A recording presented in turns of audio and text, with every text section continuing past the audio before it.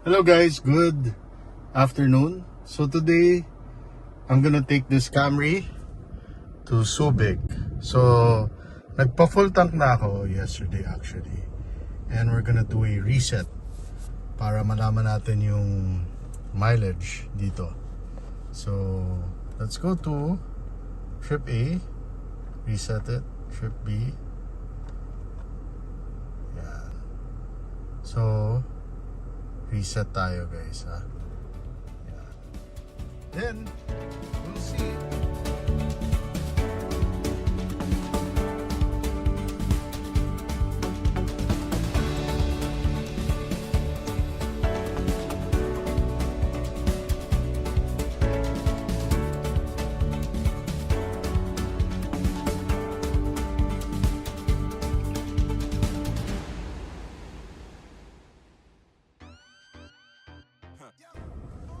Okay guys, so let's do a reset.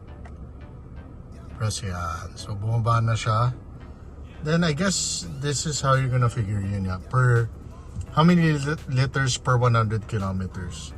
So we'll see guys later pagdating natin sa Subic. So from BGC all the way to Subic, tignan natin. I'm sure there's gonna be traffic a little before I go to Skyway kasi I'm gonna pick up Andrea from Magallanes, then we'll take the Skyway from SLEX, and from then on dapat walang traffic, but sometimes diba, may traffic, but it's around 1 p.m. so I know 12 p.m.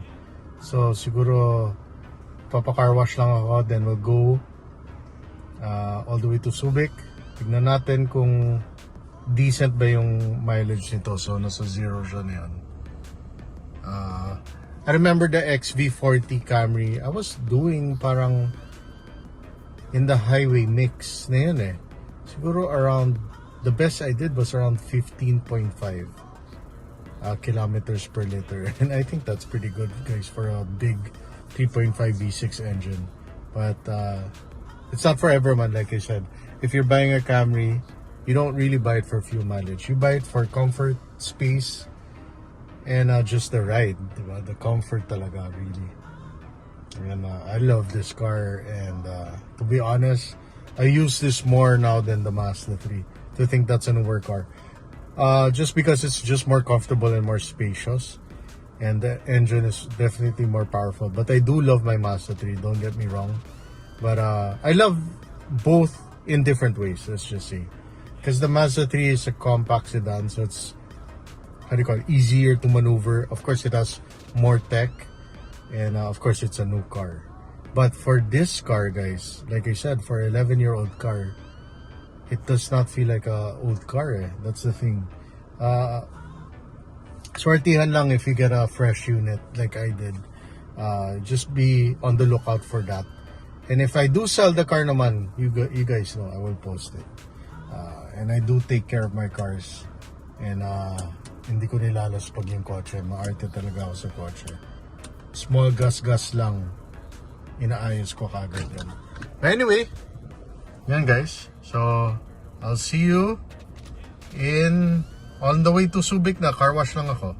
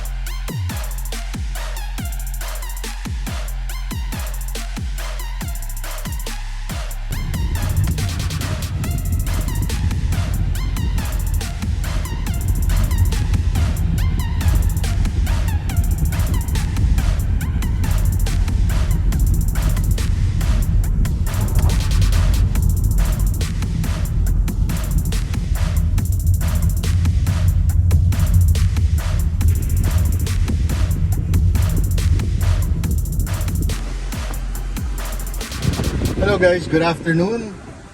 So, continuing this vlog. So we did 178 kilometer range. Yeah, so from Manila all the way to Subic.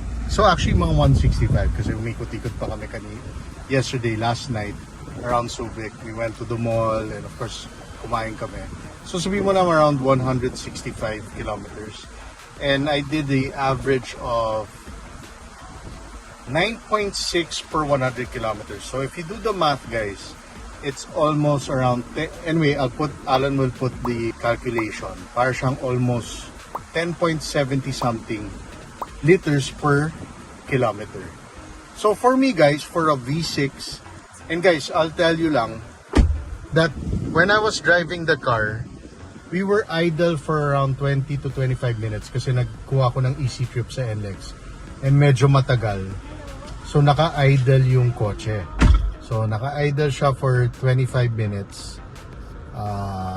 That's one. Second, of course, because I was overtaking sa NLEX and also overtaking sa TPLEX, SCTX, on an average of 100 to 120 kilometers below 2,000 RPM. So mga 19 RPM siya, steady siya at 120 kilometers, a little under 120.